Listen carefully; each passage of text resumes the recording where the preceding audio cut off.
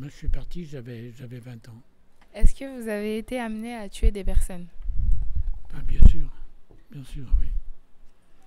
Mais d'abord, la guerre, c'est pas en dentelle. Hein. Alors, bien entendu, quand on tue des gens, il n'y a pas de problème. Avez-vous vu des proches mourir? Mon frère, qui avait 15 ans de plus que moi, est rentré dans les maquis, dans sa région. Mon neveu aussi, qui avait 18 ans. Et ils ont été blessés, mais je ne les ai pas perdus. Qu'est-ce qui a changé à Vénissieux après la guerre? Vénissieux, bien entendu, tout de suite après la guerre, c'était la libération, c'était l'euphorie. C'était l'euphorie à Vénissieux, bien sûr. Il y avait tout à reconstruire. Tout était détruit. Les voies ferrées étaient endommagées. Il n'y avait plus de matériel, il n'y avait plus rien. Dans les usines, c'était un désastre. Vous savez qu'entre-temps, il a été créé le CNR, Comité national de la résistance.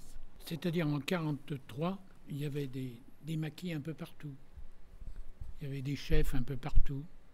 Et puis c'était dispersé, chacun menait ses actions à sa façon.